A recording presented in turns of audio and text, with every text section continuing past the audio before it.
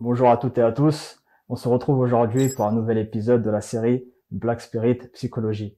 Comme à l'accoutumée, je suis accompagné de notre spécialiste Alberlinda Lopez, si on peut dire une femme de l'art en psychologie. Comment vas-tu, Alberlinda?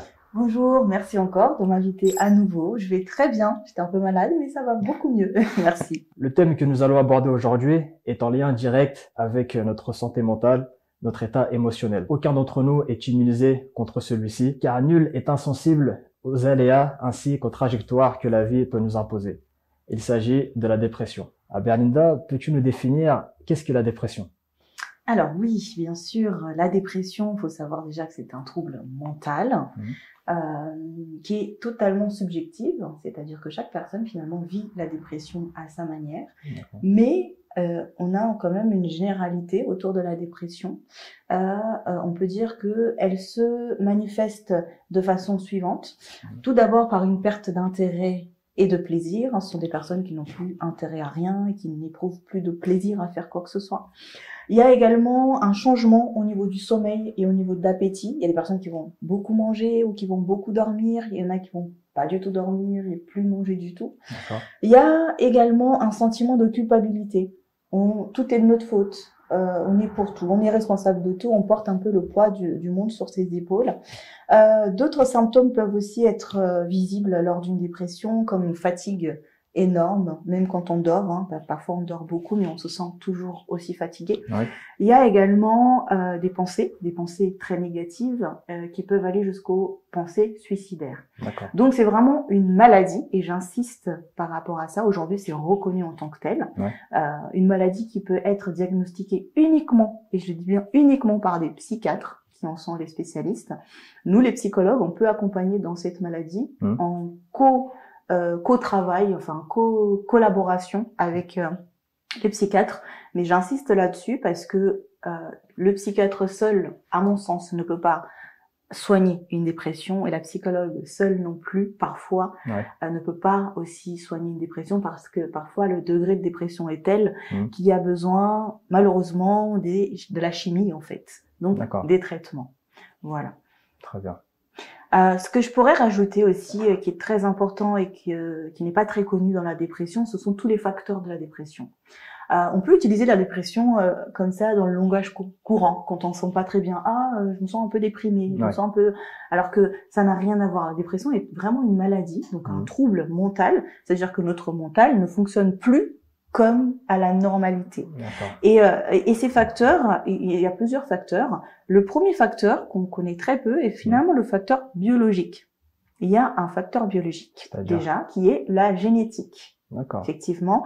Alors il y a quelques études là-dessus, mais très peu. Mais en tout cas, en tant que praticien, en tant que praticienne, j'ai remarqué que lorsque on a des membres de sa famille qui a été en dépression, surtout la dépression chronique, nous aussi finalement on développe cette maladie. On est plus sensible à ça. Exactement. Lorsqu'on a vécu dans un milieu où il y a énormément de dépression également, nous aussi en fait on développe cette dépression. Mais en tout cas, quand il y a des membres de notre famille qui ont eu cette maladie, il y a de fortes chances que nous aussi finalement on finit par passer à un moment donné par cette maladie.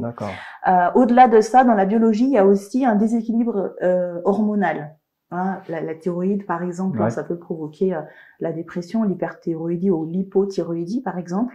Là où il y a un déséquilibre au niveau des neurotransmetteurs, qui ne se comportent pas de façon normale et du coup ne sécrètent pas les bons hormones, les hormones par exemple de bien-être, la sérotonine par exemple, etc. Et du coup on tombe dans cet état de dépression. Un autre facteur est bien évidemment le facteur psychologique. Lorsqu'on a vécu des traumatismes ou lorsqu'on est dans une situation complexe, comme par exemple lorsqu'on perd son travail, c'est ce qu'on appelle les dépressions réactionnelles. En fait, on réagit à un événement, un choc émotionnel. Le divorce, par exemple, dans le cadre du divorce, ça peut être le cas. Les dépressions postpartum aussi, parce que ça peut être vécu comme un choc d'accouchement. Il y a un autre facteur également, ce sont les facteurs sociaux. Bien évidemment, tout ce qui est stigmatisation, quand on nous a mis dans une case, et aujourd'hui je pense qu'on va en parler un petit peu, tout ce qui est aussi l'environnement familial, qui est très toxique parfois, très négative, ça peut amener à cette personne malheureusement à atteindre le niveau de la dépression. Enfin, nous avons les facteurs cognitifs. Les facteurs cognitifs, c'est lorsque on a développé malheureusement une certaine façon de penser parce qu'on a été dans des schémas négatifs qui se sont répétés. Du coup, on est rentré dans un schéma très négatif de pensée où on voit tout en noir. En fait, tout est négatif. On n'a pas plus la place pour le positif. Et du coup, bon bah finalement, c'est un engrenage et petit à petit, on rentre aussi dans cette maladie. D'accord, très bien, très intéressant, très complet, très précis aussi. Et j'apprends énormément de choses. Donc, si je comprends bien, si je devais résumer vulgairement avec ma compréhension, il y aurait d'une part une sensibilité au niveau héréditaire. Il y aurait des éléments qui viendraient de manière, on va dire, brutale, qui pourraient déclencher ce dysfonctionnement, ce déséquilibre au niveau émotionnel. Mais en parallèle, il y a une probabilité également, il y a une possibilité qu'elle puisse intervenir par une installation de facteurs qui viendraient de manière progressive. Tout à fait. Qui viendraient créer un climat qui laisserait la place à une dépression. Tout à fait, tout à fait. Je prends l'exemple parce que du coup, je suis aussi psychologue du travail, donc j'ai énormément de patients qui viennent pour des souffrances au travail. Et effectivement, quand ils sont dans ce contexte professionnel très négatif, avec beaucoup d'harcèlement, beaucoup de manipulation, et ben en fait, finalement, on arrive à la dépression.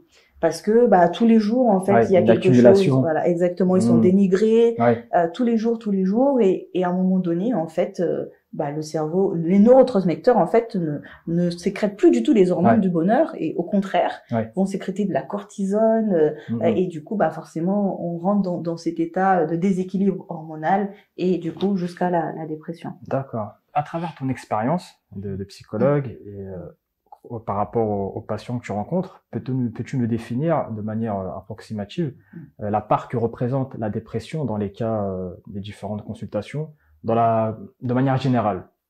Et ensuite également dans la communauté, si on peut faire un parallèle pour avoir le ratio entre la part que ça représente de manière générale, mais la part également que ça représente dans la communauté africaine.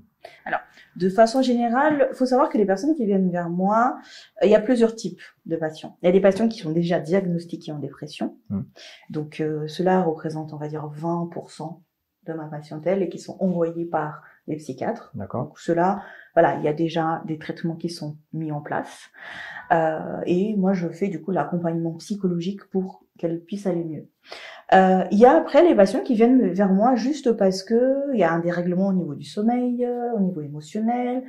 Ils ne comprennent pas en fait ce qui se passe. Et avec le temps, on peut finalement les mettre entre guillemets dans cette case de la dépression. Et puis il y a une autre catégorie encore, des personnes qui sont assez traumatisées en fait et qui viennent pour régler leur trauma. Et en fin de compte, on comprend aussi que ils passent par un épisode de dépression. Donc, je dirais très honnêtement, alors j'ai essayé de regarder parmi tous mes patients, et en fin de compte, 80% de mes patients sont en état de dépression. D'accord. Alors, par contre, voilà, il y a plusieurs types de dépression. Il y a des dépressions donc réactionnelles, comme j'ai dit tout à l'heure, des personnes par exemple qui sont en souffrance au travail, qui sont en train de se séparer, qui ont vécu un deuil, par exemple. Donc, cela représente quand même un grand pourcentage dans mes patients. Il y a aussi des dépressions chroniques. Donc c'est ça, des personnes qui sont en dépression depuis finalement toujours, et il y a eu juste des phases de stabilisation. Voilà. Donc cela c'est un peu plus compliqué parce que ça nécessite forcément des traitements médicamenteux. J'ai également des personnes qui sont en stress post-traumatique et qui passent comme ça très rapidement par un épisode de dépression, mais qui arrivent finalement à se relever assez rapidement. Et dans ce cas-là, on n'a pas réellement besoin de médicaments. Il y a un autre type de dépression, par exemple les dépressions post-partum, où c'est vraiment des dépressions qui sont reliées à un événement. La femme qui accouche et puis qui du coup finalement n'arrive pas à gérer tous ces chamboulements, tous ces changements, les adolescents qui déménagent et qui n'arrivent pas du tout à s'y faire dans leur environnement. Donc ça aussi, ce sont des dépressions qui nécessitent pas forcément de traitement, mais juste de la conversation pour réorganiser en fait finalement le cerveau. Enfin aussi, on a les dépressions saisonnières. Et il faut savoir que là, on est en plein dedans. En fait, depuis le mois d'octobre, il y a une forte demande de rendez-vous parce que les personnes se sentent mal. Et souvent, ce sont des personnes qui ont remarqué qu'à partir du mois d'octobre, il y a une baisse de morale, ils ont plus envie de rien, ils ont plus envie de sortir de leur lit. Et on pourrait, voilà, maintenant on arrive à le dire que c'est des dépressions saisonnières. Ça a mis du temps à ce qu'on comprenne que ça peut être le cas. C'est en lien avec le calendrier, avec les saisons. Exactement, c'est en lien avec les saisons. C'est-à-dire que arrivé à l'automne, qui est finalement une saison un peu de mort, de choses mortes, de pluie, de froid, etc. Bah, certaines personnes finalement se connectent à une énergie assez négative. Ils vont du coup se sentir très mal. Le changement d'heure aussi, à partir du moment où on change d'heure, où la nuit commence à tomber très tôt, c'est très difficile. Il n'y a pas encore tellement de théories là-dessus, mais moi je suis persuadée que le soleil aussi il joue beaucoup. Dans les pays très chauds, moi je viens du Cap-Vert, dans les pays très chauds, c'est pas qu'il n'y a pas du tout de dépression, mais je pense qu'on le vit d'une autre façon, parce que le soleil nous aide beaucoup. Alors quand on n'a que quelques heures pour voir le soleil, et des fois on le voit pas du tout toute la journée parce qu'on sort, il est trop tôt pour que le soleil soit déjà là, et on rentre, il est trop tard, le soleil est déjà couché. Du coup, on n'a pas cette énergie en fait du soleil, et malheureusement, bah ça entraîne petit à petit vers la dépression. Oui, je te rejoins totalement sur ce fait-là. Concernant le soleil, c'est vrai que les peuples d'Afrique, moi-même quand je vais en Afrique, je peux témoigner de l'expérience. On a cette joie, on a ce bien-être que le soleil nous procure. Donc on n'a pas forcément les mots pour l'expliquer, mais c'est du sensationnel. D'ailleurs, en tant que psychologue, je conseille à mes patients d'aller prendre des bains de soleil de temps en temps, et ça leur fait du bien. Moi, je fonctionne beaucoup avec des exercices. Pour la dépression, il y a 2 exercices très importants que je conseille, c'est le soleil et la marche. Parce qu'en marchant aussi, on développe pas mal de choses, et puis même au niveau de neurotransmetteurs, ça permet de sécréter des hormones de bonheur. Donc c'est la marche ou le sport quand on a la force, parce que c'est pas évident, quand on est en dépression, on a cette faiblesse aussi musculaire. Ou sinon, c'est vraiment le soleil, de rester au soleil, et en fait, on se rend compte que peut-être la vitamine D, en tout cas, apporte quelque chose qui fait que on se sent mieux tout de suite. Donc, je pense que c'est très relié. Après, en termes de la communauté noire, il n'y a pas vraiment de statistiques là-dessus. J'ai fait un peu de recherche. Du coup, j'ai vu une étude à l'université d'Ottawa, au Canada, où ils ont fait une étude sur 800 noirs, et sur 800, 86% étaient en dépression, ce qui est énorme. Maintenant, pour mes patients noirs, très peu de patients noirs viennent me voir parce qu'ils sont en dépression. Très peu. Par contre, effectivement, au fil du temps, on se rend compte qu'il y a eu des épisodes dépressifs, mais on met tellement pas le mot dessus, parce que c'est pas quelque chose de très connu chez nous. Enfin, c'est un peu tabou. On explique par plein d'autres choses, mais pas par cette maladie-là. Et du coup, finalement, c'est pas bien, mais c'est bien aussi, parce que du coup, ça permet parfois aux personnes de trouver des ressources ailleurs, et en fait de sortir finalement de cette maladie beaucoup plus facilement. Mais parfois aussi, ça peut empêcher aussi à la guérison, parce que la personne n'a pas trouvé les ressources. Donc, je dirais que ça dépend en fait dans quel environnement on se trouve. Je vais prendre un exemple d'une femme malienne qui finalement est passée par plusieurs phases de dépression, mais tellement ce n'est pas possible chez elle, que finalement, elle a dépassé ces phases de dépression sans même savoir. Involontairement, elle a été dans le déni, et de ce fait-là, elle a repoussé... Exactement, elle a repoussé les choses, elle a fait preuve de beaucoup de ressources, de beaucoup de résilience, et elle s'est dépassée, elle a fait vraiment, elle a été chercher, puiser du coup au plus profond d'elle, parce que de toute façon, quand elle racontait qu'elle avait pas envie de ci, qu'elle avait pas envie de rien, autour d'elle on dirait mais t'es feignante, faut aller travailler, qu'est-ce qui t'arrive, et finalement elle-même elle a fini par ne plus entendre son trouble, ne plus le prendre en compte. Et donc, du coup, elle a forcé, mais le problème de ça aussi, c'est qu'un jour, ça nous rattrape forcément. Ça, c'est limite. Voilà, exactement. Et un jour, on a vraiment besoin de comprendre ce qui se passe, parce que ça revient. Si on le travaille pas, ça se répète. Donc, on peut avoir la force de surmonter ça. Mais quand c'est là depuis longtemps, et surtout quand c'est dû à un traumatisme qui veut finalement sortir, on a beau aller chercher le courage, la force, ça passe, effectivement, mais l'année d'après, ça revient. Donc, elle est venue parce qu'en fait, elle a réussi à dépasser plusieurs épisodes de dépression, mais elle comprend pas pourquoi ça revient à chaque année. Et du coup, en travaillant, on a compris que c'était dû à un traumatisme, et on a vraiment mis le mot dessus. Et grâce à ça, elle a pu dépasser son traumatisme et j'espère en tout cas qu'aujourd'hui, elle ira mieux, même si ça peut se représenter. Hein, un épisode traumatique, mais enfin un épisode de dépression est possible tout au long de sa vie. Hein. Et comme tu disais tout à l'heure, personne n'est immunisé en fait. Personne n'est immunisé. C'est juste que dépendant de la communauté dans laquelle on se trouve, on peut plus ou moins gérer la dépression en fait. Mais c'est encore une fois, on met sous le tapis un peu. On ne travaille pas complètement. Je dis pas que parce qu'on est noir, par exemple, et qu'on habite au Cap-Vert, on n'a pas besoin de travailler la dépression. Si, on a besoin de la travailler. Mais comme on a le soleil, on a la plage, on a la bonne nourriture, on a tout ça, ça peut attendre, en fait. On peut mettre un peu sous le tapis. Et puis, oui, il y a un jour où il faut vraiment quand même le travailler. Voilà. Mais c'est plus difficile quand même pour une personne, finalement, qui est en Occident. Et qui passe par justement ces saisons, ce froid, toutes les problématiques financières, politiques à penser. Et du coup, parfois, c'est plus compliqué de le travailler finalement. À quel endroit on place le curseur entre du stress, quelque chose qui va venir nous perturber, et la dépression? Est-ce qu'il y a un stade où ça bascule et est-ce qu'on peut mettre le doigt dessus, l'identifier, ce stade-là? Alors, c'est très difficile quand même de le faire parce que ça dépend de chaque personne.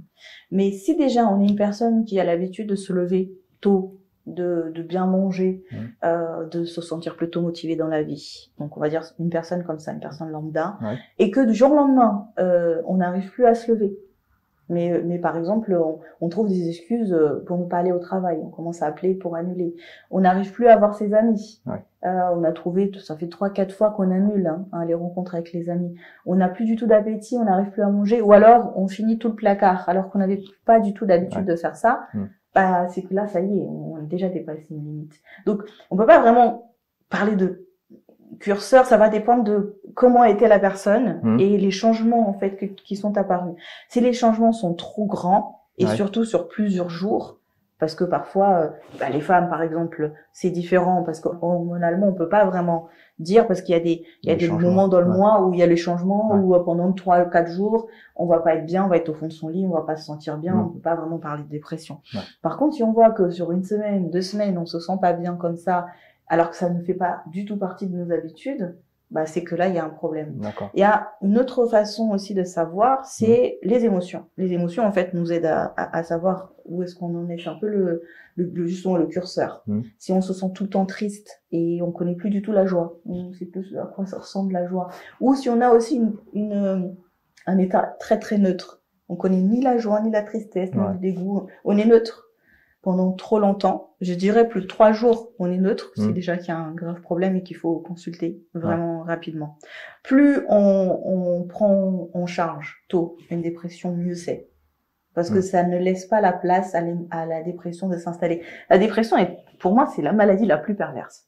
Parce que c'est la maladie qui va utiliser notre cerveau contre nous. Notre pensée contre nous. Donc tout est de notre faute. On ne sert à rien, on n'a plus de valeur, et du coup, en tant que psychologue, c'est parfois très difficile parce que je me retrouve dans une même journée à répéter plusieurs fois et aller chercher les ressources, des fois à dire mais non, la vie est belle, on est en vie. Parfois, je me sers aussi de la foi quand la personne a la foi. Mais non, mais si le créateur vous a créé, c'est pour une bonne raison. Si la personne n'a plus la foi parce que la dépression a pris le dessus, là c'est compliqué, je me sers parfois des plantes, de dire voilà, vous voyez les plantes, ils sont bien obligés d'aller chercher de l'eau quand il y a plus d'eau, et pourtant c'est les racines, ils peuvent pas se déplacer, mais ils se servent de leurs racines pour aller chercher l'eau quand il y a plus d'eau là où ils sont.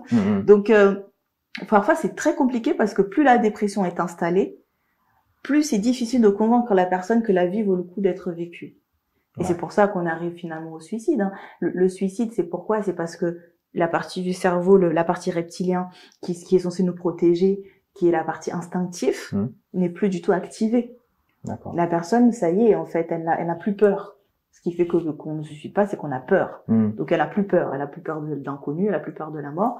Du coup, la dépression a vraiment réussi à la convaincre que sa vie n'a pas de valeur. Et ça commence de façon très insidieuse. C'est pour ça que je dis que c'est une maladie perverse. C'est-à-dire que c'est le fameux je suis nul. J'y arrive pas. J'arriverai jamais. Et petit à petit, on finit par y croire. Et après, c'est très difficile pour une autre personne, même pour un thérapeute, de réussir à convaincre la personne que, bah non, finalement, ça va, la vie vaut la peine d'être vécue, parce que la patiente va trouver un tas d'arguments. Et parfois, je passe ma séance à contre-argumenter.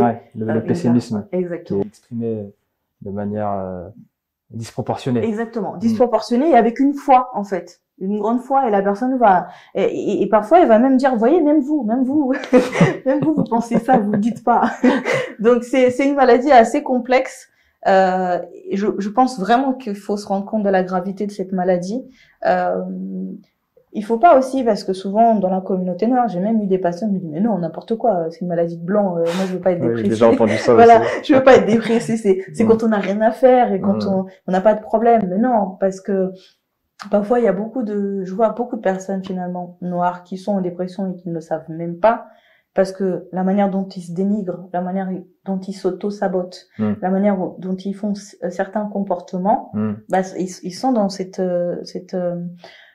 démarche d'autodestruction. Et c'est ça, c'est que petit à petit, on s'aime plus en fait. Petit à petit, pour nous, on n'a pas de valeur. Et donc, on est finalement dans le chemin, en tout cas, pour arriver vers la dépression. Tu as déjà répondu à la question suivante, plus ou moins.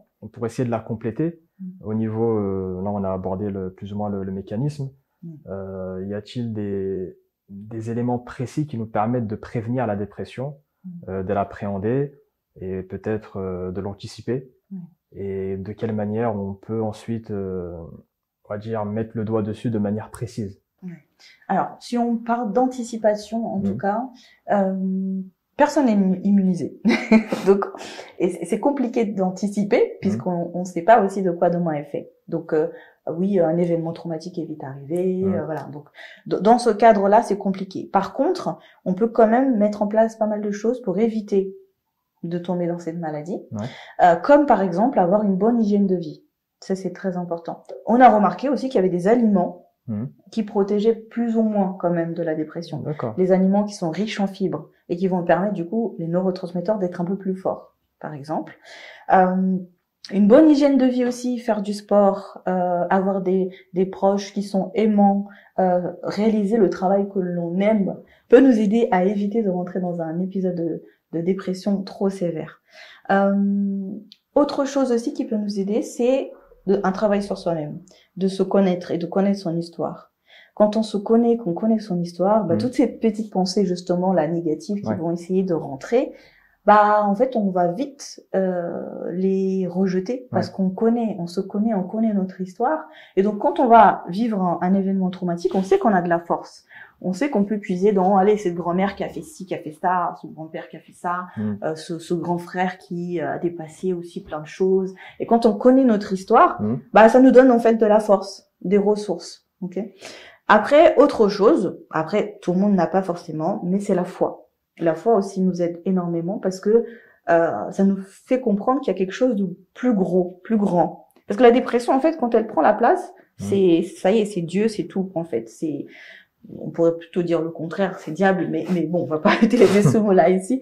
Ça prend toute la place et il n'y a plus rien. Mais quand on a quelque chose auquel s'accrocher, quand je parle de la foi, je parle pas forcément de religion, mais de la foi. Quand on a foi en quelque chose de beaucoup plus fort et plus grand que l'être humain, bah du coup, on peut dépasser plus facilement aussi la dépression parce que bah on sait qu'il y a quelque chose de plus fort en fait, de plus grand.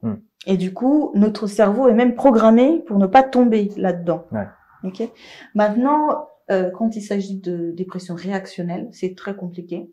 Ça, c'est la résilience. C'est comment on se relève quand on tombe. C'est par l'expérience de la vie. C'est ne pas avoir peur. C'est ne pas résister au changement, être ouvert au changement. C'est l'apprentissage. Je trouve que les personnes qui lisent beaucoup, par exemple, sont rarement des personnes qui tombent en dépression, parce qu'ils sont ils sont curieux, ils vont chercher partout, et du coup forcément ils alimentent tout le temps leur cerveau. Ce qui fait que s'il y a un événement traumatique qui leur arrive, ils sauront un petit peu entre guillemets se faufiler pour pas tomber dans la dépression. Donc c'est vraiment faire attention à sa vie, essayer d'avoir une bonne hygiène de vie dans ce qu'on mange, mais aussi de faire le sport, dans ce qu'on pense, d'essayer aussi d'éviter les pensées négatives, d'éviter les personnes négatives, aussi, toxiques, voilà, d'éviter aussi toute cette psychose parfois qu'il peut y avoir dans la société lorsqu'il se produit quelque chose. Prendre du recul. Voilà, par exemple le Covid, d'être en fait de vouloir à tout prix comprendre, être dans cette psychose, les guerres, les problématiques financières. En fait, il faut vraiment prendre du recul et se dire que les choses sont cycliques, donc ça tourne. Aujourd'hui, on est au courant de beaucoup plus de choses qu'à l'époque, par exemple, de nos grands-parents, de nos parents. Mais ce n'est pas pour autant qu'il faut être focalisé sur tout ça, parce que parfois, ça peut faire aussi beaucoup de mal. Parce que ça développe une façon de voir la vie très pessimiste. Et du coup, on peut tomber finalement très rapidement dedans. Une manière de jauger la dépression, de savoir si effectivement on est sur la pente de la dépression ou si on porte déjà cette maladie, c'est d'être très attentif à ses émotions, à ses pensées. De savoir qu'est-ce que je pense de moi en fait. Et ça, c'est un travail de tous les jours. Je pense que tous les jours, on devrait se poser, se dire bon, qu'est-ce que je pense de moi. Malheureusement, c'est pas tellement le cas. On est plus inquiet de ce que les gens pensent de nous, ou plutôt que de ce que nous on pense de nous-mêmes. Alors que c'est super important parce que, comme je disais tout à l'heure, la dépression c'est vraiment une maladie. C'est un combat de nous contre nous-mêmes. En réalité. Donc si déjà nous, entre guillemets, on est un bon soldat pour nous-mêmes et qu'on se protège et qu'on a des bonnes pensées et qu'on se dit voilà, je suis une bonne personne, en tout cas j'essaie d'être une bonne personne, je suis quelqu'un de bienveillant, je suis quelqu'un de forte, je suis résiliente, déjà en fait c'est pas un terrain fertile pour la dépression forcément. Parce qu'on est optimiste. Donc quand on est optimiste, forcément on voit la vie de bon côté, même s'il nous arrive des choses, parce que par contre ça on peut pas le prévoir, il peut nous arriver des choses, on va quand même être moins propice à aller jusqu'à la dépression. Non, mais je suis totalement d'accord avec ce que tu dis et ça a du sens. C'est vrai qu'il y a des choses internes qui peuvent, comme tu dis, favoriser ou défavoriser la dépression, comme tu l'as dit, l'alimentation, l'état d'esprit, le fait d'avoir une bonne estime de soi, toutes ces choses-là qui vont servir de carapace, de bouclier pour la dépression. Et c'est vrai qu'en ayant en amont connaissance de ces éléments-là, ça peut que effectivement nous écarter, nous éloigner au plus de cette maladie. Exactement. Et savoir que finalement personne n'est immunisé. Donc la seule façon effectivement de le prévenir, c'est de développer tout ça, un bon état d'esprit, une bonne hygiène de vie, de bonnes personnes autour de soi aussi, parce que ça c'est important, l'entourage. Nous sommes des êtres sociaux, on a besoin les uns des autres. Donc et de développer aussi une bonne spiritualité. Quand on a une forte spiritualité, peu importe ce qui nous arrive, on arrive quand même mieux à le surmonter. C'est vrai, on relativise. On relativise et c'est vrai que la notion de tristesse et de douleur prend un autre poids lorsqu'on est confronté à ces choses-là, parce que comme tu l'as très bien dit tout à l'heure, la foi permet de mettre les choses à leur niveau et pas tomber dans un extrême au niveau émotionnel, toujours de se positionner au bon endroit. Donc c'est vrai que les personnes qui ont une foi vraiment enracinée, c'est difficile de les faire basculer dans la dépression. Exactement. C'est un test. C'est un test. C'est ça. C'est exactement ça. Et le fait d'avoir des liens, des relations, que ce soit avec la foi, avec les personnes, avec soi-même fortes, ça permet pas à la dépression de rentrer en relation avec nous, en fait. Parce que le problème de la dépression, c'est quand elle nous atteint, on est un petit peu égocentré, en fait. On est un peu égocentré, tout tourne en fait autour de nous, tout le monde nous veut du mal, on se veut du mal, le mal est partout. Il y a une paranoïa. Exactement. Donc si on a des liens forts avec une personne, avec la foi, avec notre propre nous en fait à l'intérieur, du coup cette relation là de mal en fait, de mots très négatifs ne peut pas se faire finalement. Donc c'est vraiment comme des boucliers, comme tu disais tout à l'heure, des boucliers pour nous en protéger, même si personne n'est à l'abri. Tout à l'heure tu parlais au niveau des statistiques de 86% à peu près de personnes concernées dans la communauté afro. Comment tu expliques ce chiffre? Alors, comme j'ai dit tout à l'heure, il y a plusieurs types de dépression et la population noire est quand même une population très traumatisée. Il y a énormément de traumatisme. Il y a énormément de déni aussi, en fait, sur ces traumatismes. Tout à l'heure, je disais aussi qu'un des facteurs de la dépression, c'est les facteurs socio-économiques, avec tout ce qui est stigmatisation. Et lorsque il y a une population qui est stigmatisée, qui est finalement mise à une base échelle, bah forcément la personne elle a l'impression qu'elle doit toujours se battre plus, toujours faire plus. Moi j'ai beaucoup d'étudiants par exemple, d'étudiantes, j'en ai une récemment en dépression parce que elle doit se battre beaucoup plus que les autres dans son école même. Il faut qu'elle fasse 3 fois plus pour obtenir ce que un étudiant occidental va faire, pour obtenir un droit d'aller dans une autre université dans l'échange scolaire, là où son confrère à côté n'a pas besoin par exemple de fournir de justificatif financier ou autre. Elle doit fournir un justificatif sur la simple énorme. base de son origine. Exactement. Et ça en fait c'est compliqué parce que en même temps, on prône l'égalité entre êtres humains, mais en même temps, il y a quand même quelque chose de très concret, en fait, dans la vie de tous les jours. Et en fait, le cerveau, il a du mal à comprendre. Parce que pour un enfant qui est né ici, et qui, du coup, pour lui, il est censé être égaux, ben, en fait, face à beaucoup de choses, c'est pas le cas. Donc, forcément, le cerveau ne le comprend pas. Moi-même, ça, je l'ai vécu, je l'ai vécu quand j'étais au lycée, et quand j'ai voulu aller en médecine, où on me dit non. Je dis bah oui. et bon, par chance, je suis quelqu'un de très quand on me dit non, je peux pas le concevoir parce que la personne ne sait pas pour moi, donc je le prends pas comme on me rabaisse ou comme on me stigmatise. Je le prends pas du tout comme ça, je le prends, mais la personne en fait, elle ignore mes capacités. Donc elle a le culot d'essayer de savoir quelle est ma capacité. Donc ça c'est une chance que j'ai, mais tout le monde le prend pas comme ça. Et des fois ça blesse énormément en fait. Et en tout cas j'ai beaucoup de patients qui sont dans cet état-là de dépression à cause de ça, à cause du fait que ils ne comprennent pas. Les incohérences. Voilà, c'est trop incohérent, ça n'a pas de sens. Qu'ils fournissent le même travail, mais que c'est pas reconnu de la même façon. Et alors parce qu'en fait ils ont cette attente-là. Parce que dans leur esprit, dans certaines générations en tout cas, on est censé être égaux. Sauf que c'est pas encore totalement le cas. Et même les textes de loi vont dans ce sens-là, en fait. C'est ça le problème. C'est d'où la frustration est née. C'est de ce fait-là. C'est qu'on est dans des institutions qui prônent une certaine égalité, qui prônent un certain cadre juridique et pénal. Dans la forme, tout est propre, tout est bien aligné, tout est correct. Mais effectivement, officieusement, entre les lignes, ça se passe différemment. Sur le terrain, l'expérience, ça se passe différemment.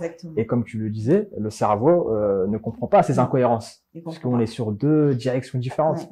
Il comprend pas, est complètement perdu. Et je vais même aller un peu plus loin, parce que j'ai aussi des patients de ce type-là. C'est des patients que donc ici, ils vont voir cette inégalité et qui vont le vivre très mal. Parce qu'en fait, ils ont une attente, ils s'attendent à être traités comme tout le monde, mais c'est pas le cas. Et quand ils vont dans leur pays d'origine, d'origine de leurs parents, ben c'est pas le cas non plus, ils sont pas traités comme les autres. Donc en fait, ils sont vraiment perdus dans le sens où, bah, dans leur pays d'origine où ils sont censés être avec leurs semblables, ils sont pas du tout reconnus comme tels.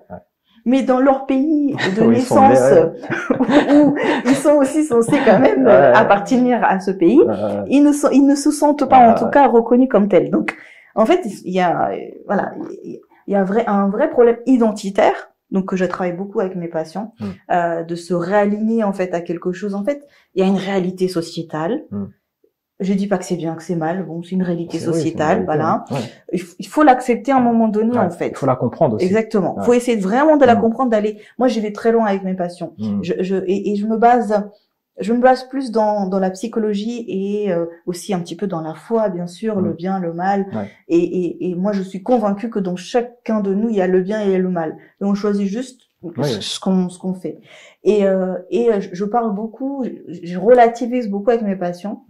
En leur expliquant que moi je suis née au Cap-Vert, j'ai pas vu beaucoup de blancs moi au Cap-Vert, là où je suis née dans mon village. Et je leur dis si effectivement s'il y avait des blancs qui venaient chez moi, je suis pas sûre que j'allais bien réagir en fait. Donc c'est pour expliquer que en réalité notre cerveau aussi n'est pas fait pour rencontrer des inconnus, surtout quand ils ne nous ressemblent pas. Et il faut comprendre cette chose-là de l'histoire. Donc quand on s'est rencontrés, on s'est croisés avec d'autres populations. Il y a eu ça à un moment donné. Et aujourd'hui, c'est encore présent. C'est-à-dire que moi, j'ai pas honte de dire que quand je me retrouve dans une pièce où il y a que des blancs, je me sens moins à l'aise que quand je me retrouve dans une pièce où il y a que des noirs. J'ai pas honte de dire ça, parce que c'est quelque chose de physiologique en fait, et de psychologique. Ça ne veut pas dire que je m'entends pas avec des blancs, au contraire, je m'entends très bien, c'est pas le souci. Mais quand on est avec des personnes qui nous ressemblent, on se sent mieux, en fait. Et c'est communautaire. Voilà, il faut pas être hypocrite et pas le dire, et du coup, et c'est ça le problème de la société, c'est qu'on est hypocrite, on veut pas le dire, on veut pas, non. Mais en même temps, dans les faits, il y a une réelle différence. Et du coup, les personnes ne le comprennent pas parce qu'ils disent qu'il devrait pas y avoir de différence. Sauf que oui, il y a une différence parce qu'on se perçoit pas de la même façon quand on se ressemble pas. Par contre, après, on peut aller au-delà parce qu'on a cette intelligence qui fait que on va aller vers la personne et en fait, on va voir que finalement, on se ressemble beaucoup. Il n'y a pas que le physique. Mais la première chose qu'on prend en compte, ça reste quand même le physique. On prend en compte le physique et on se dit bon, et après, on a une intelligence qui fait qu'on va aller au-delà. Et normalement, c'est ça qu'on devrait développer dans la société. C'est, OK, quand on a un employé noir, on a les a priori, on sait qu'on les a. Consciemment ou pas, on a la représentation d'une personne noire ou d'une personne blanche. OK, je les ai, mais je vais aller au-delà. Parce que ça, c'est des représentations, ce sont des choses qui sont ancrées dans notre esprit. Qu'on le veuille ou non, on les a. Donc, OK, j'ai cette représentation. Donc, quand je vois un homme venir avec des dreadlocks, habillé, on va dire en baggy, etc., j'ai une représentation de cette image-là. Mais je vais aller au-delà de cette représentation-là. Parce que cette représentation-là, elle est fausse, elle est basée sur notre peur, la peur de l'inconnu. Donc, bon, ça, c'est peut-être un autre sujet encore, on est en train de déborder. Mais c'est important de le dire parce que... Non, mais c'est vrai. J'ai vraiment beaucoup de jeunes qui sont perdus par rapport à ça et vraiment aujourd'hui j'ai envie de leur passer un message. Prenez du recul par rapport à ça. Ça fait mal, c'est normal que ça fasse mal, mais il faut prendre du recul. C'est pas, il y a rien de personnel en fait là-dedans. En réalité, ce sont plein de mécanismes psychologiques, plein de biais psychologiques qui rentrent en jeu. Et il faut faire un vrai travail identitaire pour pas que ça nous touche et qu'on n'arrive pas donc au point de la dépression. Donc c'est un peu ça. Après. J'ai une autre explication aussi par rapport au pourcentage de dépression chez la population noire, c'est la pression.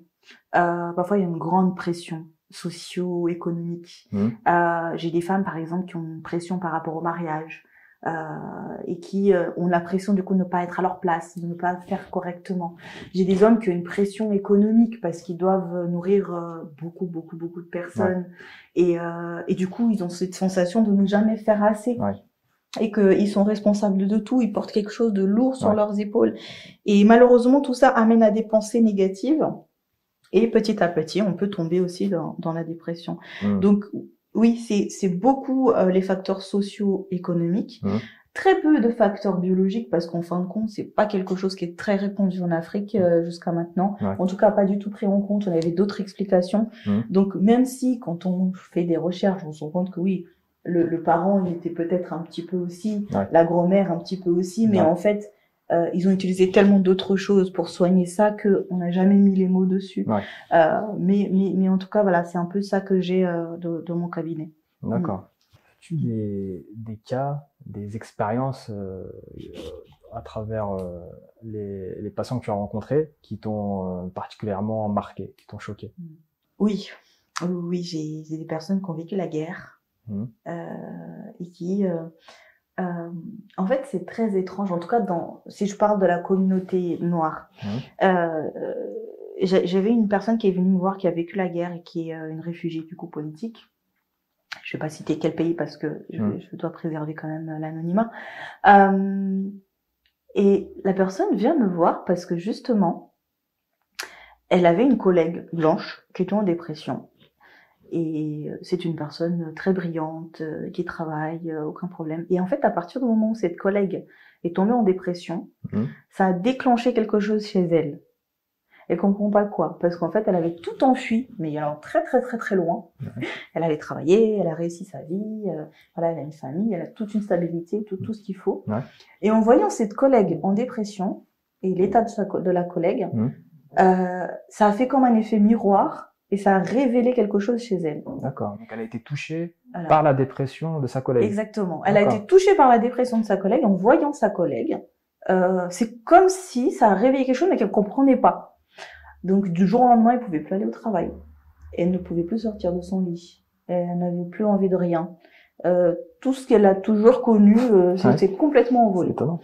Donc ça m'avait beaucoup touchée et c'est bizarre de dire ça comme ça, mais c'était très intéressant parce que ça vient mettre en lumière quelque chose qu'on a étudié en psychologie, qui est l'effet miroir. D'accord. L'effet miroir. Et cette dame a réussi pendant des années à mettre en déni tout ce qu'elle a vécu et en fait à se construire finalement un autre psychisme en fait. Elle a tout reconstruit et tout ce qu'elle a vécu avant, ça avait disparu et en fait cette collègue a tout, c'est comme si elle a ouvert la porte où tout était rangé et du coup elle s'est pris tout en pleine face. Sauf que tout ce qu'elle a vécu était vraiment plus à elle en fait, parce qu'elle s'est construite une autre personnalité, une autre vie. Enfin, elle s'est toute construite autre chose. Donc ça a été très compliqué parce que il fallait du coup retrouver quand même tout ce qu'elle a vécu pour pouvoir travailler les traumatismes. Ouais. Mais en même temps, c'est comme si ça lui appartenait plus. Donc, en fin de compte, comment on a fait? On a travaillé la dépression de sa collègue. D'accord, pour la soigner. Elle. Exactement. On a et c'était très fort hein, comme suivi. On a la dépression de sa collègue, c'est-à-dire que qu'est-ce que ça lui faisait de voir sa collègue comme ça, les symptômes de sa collègue, à quoi ça lui renvoyait, etc. Et en fait, en fin de compte, on a vu que tout ça, son psychisme souffrait de tout ça. Mais au vu de sa communauté, au vu de sa culture, c'était pas permis de montrer ça. C'était là en fait, c'était caché. Ouais. Mais culturellement, ça n'existe pas chez elle. Donc en fait, elle pouvait pas le mettre en lumière. Ouais, l'exprimer. Ouais. Voilà. Et ensuite, on a vu du coup comment elle pouvait l'exprimer, parce qu'elle peut pas non plus l'exprimer comme sa collègue blanche, parce que ça ne colle pas du tout. Et en fin de compte, c'est par la résilience en fait, c'est par le fait d'aider l'autre, c'est par le fait de justement parce qu'elle agit en miroir, c'est par le fait d'aller d'appeler sa cousine qui avait la même chose qu'elle et de dire voilà. Au fait, qu'est-ce que tu ressens par rapport à ça et c'est quoi? Et en fait, finalement, c'est approprié. Voilà. Elle s'est mise dans un rôle où c'est elle qui allait aider en fait et qui allait faire dire certaines choses qui n'étaient pas dites. Et en communiquant comme ça, forcément, elle a apporté beaucoup de choses à son entourage qui n'avait jamais parlé de ça et qui avait aussi tout enfui. Donc j'ai dû récupérer pas mal d'autres personnes.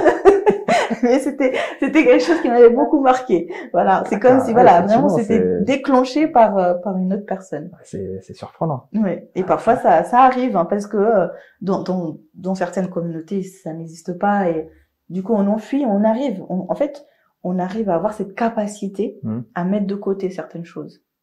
Et comme je disais en tout début, c'est une bonne chose ou une mauvaise chose, ça dépend parce que ça peut nous permettre de construire beaucoup de choses. Mais ça a ses limites, parce qu'il suffit qu'un jour il y a quelque chose qui vient déclencher pour que tout s'écroule en fait. Donc c'est comme construire un énorme château, mais les bases sont pas très solides. C'est des bombes à retardement, des bombes silencieuses à retardement. Exactement. Et c'est pour ça que c'est quand même important quand on a des traumatismes de le travailler et les Occidentaux ont très bien compris. C'est pour ça qu'il y a beaucoup plus d'Occidentaux qui vont voir le psychologue. Ils ont bien compris que il faut déconstruire certaines choses pour pouvoir être plus solide. Donc nous, parfois, du coup, on n'est pas très solide. En fait, on tangue un peu. Donc on veut faire plein de choses, on veut construire, mais comme on n'est pas très solide, parce qu'il y a des choses qu'on n'a pas traitées en base, parfois ça s'écroule au mauvais moment, malheureusement. Comment tu procèdes pour aider tous ces patients? Et quelle est ta limite en tant que psychologue? Alors, donc, moi, j'utilise la thérapie simple déjà. Et pour la dépression, maintenant, j'utilise aussi le MDR. Donc, tu peux nous rappeler qu'est-ce que c'est? Alors, c'est une thérapie qui va aller de réconcilier en fait le cerveau avec toutes ses parties, la partie gauche et la partie droite. On va aller se baser sur un événement traumatique. Par exemple, je vais donner l'exemple de l'accident de voiture, ça va être plus simple. Une personne qui a eu l'accident de voiture et qui ne va plus conduire parce qu'elle a peur. Le MDR, ça consiste en quoi? Ça consiste à revivre l'accident de voiture, mais en essayant de faire tous les liens du cerveau, en fait, pour que la personne n'ait plus peur. C'est une sorte d'hypnose ou pas? Ça s'apparente à l'hypnose, mais c'est pas vraiment de l'hypnose, c'est beaucoup plus concret finalement. On stimule, en fait, on a remarqué qu'en stimulant la partie gauche et la partie droite du cerveau en même temps, on arrive aussi à faire plein de choses au niveau du cerveau qu'on comprend pas pourquoi, mais ça fonctionne. C'est-à-dire qu'on arrive à revivre un événement très traumatique en ayant beaucoup plus d'informations finalement et en digérant au niveau émotionnel. Là où par exemple conduire, ça va nous faire très très très très peur. Quand on va stimuler la personne, elle aura très très très peur, mais la peur va diminuer En fait, plus on va stimuler, plus la peur va diminuer, parce que plus le cerveau rationnel va faire comprendre à la personne qu'il n'y a pas de danger, en fait, que tout va bien, que c'était du passé, que l'accident, c'était pas si grave que ça, etc., etc. Donc, ça aide à relativiser un événement pour qu'elle ne soit plus reliée négativement, en fait, à la personne. Donc, j'utilise beaucoup ça quand ce sont des dépressions liées à un traumatisme. Par contre, effectivement, il y a une limite dans la psychothérapie. Lorsque la dépression est trop grave, est à un niveau très grave, quand j'appelle un niveau très grave, c'est que on arrive aux pensées suicidaires. Là, je travaille en collaboration avec un psychiatre qui va prescrire des antidépresseurs pour calmer un petit peu quand même le cerveau. Je dis bien calmer, parce que je suis convaincue que les antidépresseurs ne sont pas les remèdes pour soigner la dépression. Ça aide énormément, je renie pas le médicament, mais encore une fois, ça ne travaille pas ce qu'il y a derrière. En profondeur. Voilà. C'est sur le moment que ça va calmer le corps, on va dire, le côté ça va physiologique. Calmer, voilà, exactement. Ça va calmer le corps, ça va permettre aux neurotransmetteurs de travailler de manière un peu plus efficace, ça va permettre d'avoir des hormones qui sont sécrétées de manière aussi un peu plus efficace, mais on va pas travailler le fond du problème. La cause. Voilà, on va pas exactement, on va pas travailler la cause, et puis du coup, on pourra pas réellement traiter la conséquence de la dépression. Et tout à l'heure, tu parlais de travail en collaboration, en tout cas c'est comme ça que je l'ai compris, avec le psychiatre. Est-ce que ce travail en collaboration, il est suivi même après la prescription médicamenteuse? Oui. Alors, en général, comment ça se passe? Ça se passe dans les deux sens. Soit c'est moi qui oriente le patient vers le psychiatre, et le psychiatre voit le patient une fois par mois, et moi, en général, je le vois 2 fois par mois. Le psychiatre, quand il reçoit le patient, en général, ça dure 10 à 15 minutes. Lui, ce qui l'intéresse, effectivement, ce sont les symptômes, parce qu'il lui traite les symptômes. Moi, ce qui m'intéresse, ce sont les causes, pourquoi, et du coup, comment on arrive à soigner la dépression. Et puis, ça peut être aussi le psychiatre qui demande aux patients de voir le psychologue. Ça, il y a de plus en plus de psychiatres qui prennent en compte la psychothérapie, parce que pendant un moment, les psychiatres ne croyaient pas du tout en la psychothérapie. Mais maintenant, aujourd'hui, il y en a de plus en plus qui y croient, il y en a même qui le font directement, donc ça, c'est super. Et dans ce cas-là, c'est pareil, le psychiatre continue à prescrire le traitement, et moi, je continue à faire le travail de les causes, comment, pourquoi, et au fil du temps, en fonction de notre avancement, le psychiatre va diminuer ou augmenter la dose en fonction du travail. Quand je fais le MDR, parfois on a tendance à augmenter un petit peu, parce que le MDR ça chamboule beaucoup. Donc pour les 2-3 séances, les 2-3 premières séances, ça peut être le cas, et ensuite on diminue en même temps en fait avec le suivi. Donc c'est vraiment important d'avoir quand même pour moi c'est important d'avoir ces deux types de professionnels qui ne font pas du tout le même travail, mais parfois c'est nécessaire dans les dépressions très graves. Non, à mon sens c'est complémentaire, surtout quand ça arrive au niveau de la dépression extrême et qui glisse vers la psychiatrie. À mon sens, c'est à ce stade-là en tout cas, la psychiatrie et la psychologie devraient marcher de pair. Tout à fait. Tout le temps en fait, parce qu'on peut pas soigner, comme on le disait tout à l'heure, de manière efficace et définitive des maux liés à la psychiatrie. Il y a forcément des causes psychologiques, et c'est la synergie de ce travail qui peut faire que la guérison va arriver, mais arriver de manière durable et peut-être définitive. Mais un travail uniquement basé sur la prise médicamenteuse, à mon sens, c'est noyer le poisson, c'est endormir le patient. C'est pas le soigner. Ça, on peut retrouver un équilibre, mais ça reste l'équilibre chimique.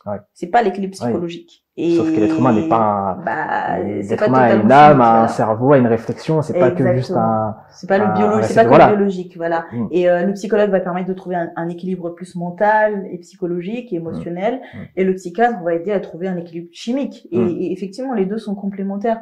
Et c'est une erreur aussi de croire que vraiment il y a que les médicaments pour faire ça, parce que on sait que les médicaments finalement ne les soignent pas, ils vont masquer les symptômes finalement. Et il faut qu'on comprenne pourquoi, quel type de dépression la personne est là. Est-ce que c'est une dépression chronique, saisonnière, est-ce que c'est réactionnel à quelque chose, et pour que la personne puisse être maître de soi-même, parce que la dépression nous enlève en fait ce pouvoir sur nous-mêmes aussi.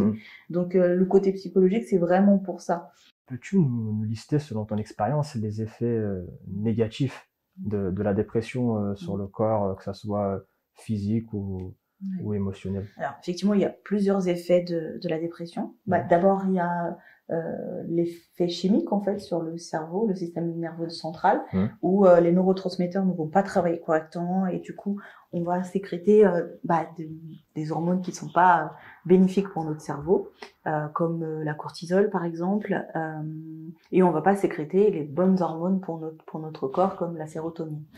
Il y a aussi une diminution de notre système immunitaire qui va se retrouver très affaibli et du coup on peut rattraper toutes les petites maladies. Il y a également une atteinte à notre système cardiovasculaire. On a une pression artérielle qui va changer, soit une hypertension, soit une hypotension. Il y a bien sûr tout ce qui est gastro-intestinal, des personnes qui vont avoir beaucoup mal à l'estomac et qui vont plus gérer en fait leur système gastrique comme normalité. Et enfin, il y a tout ce qui est respiratoire. La cage thoracique est souvent très comprimée. Les poumons, en fait, on n'arrive plus à respirer correctement, donc ça provoque tout un tas de problématiques comme tout ce qui est sinusite aussi. Ça peut même aller jusqu'à la pneumonie, d'ailleurs. Mais voilà, en tout cas, le système respiratoire est affaibli également. Chez les femmes, il y a même aussi un risque au niveau de la reproduction. Un peu moins chez les hommes. Chez les hommes, en fait, il y a un risque au niveau de la libido, mais chez les femmes, on peut aussi complètement aussi arrêter de produire des ovules dans les cas de dépression très graves, et du coup ne plus avoir un appareil de reproduction qui est activé. Ouais, c'est important d'avoir conscience de tous ces éléments-là. Oui, c'est pour ça que j'insiste, c'est une maladie très grave, sans parler aussi du musculaire. Le muscle, on perd aussi en densité musculaire. Physiquement aussi, on perd, on est plutôt avachi. La dépression, c'est vraiment une maladie, encore une fois, très perverse, qui provoque beaucoup de choses et qui tue, en fait. Alors, on le dit pas comme ça parce que c'est le suicide, mais en fait c'est la dépression qui tue, quoi. On en veut beaucoup aux personnes qui se suicident, mais en fait on devrait juste en vouloir à cette maladie et essayer de mettre plus de choses en place pour battre cette maladie. Moi, les vidéos que je fais, ma présence sur Instagram, c'est pour ça aussi. Quelque part, c'est pour empêcher les personnes d'en arriver là, parce que c'est pas la personne qui choisit de se suicider, c'est pas ça. C'est cette maladie qui pousse la personne à aller au suicide. Encore une fois, et c'est important quand même de faire attention à ça. Bien sûr. C'était un épisode très enrichissant. J'ai, à titre personnel, appris énormément de choses.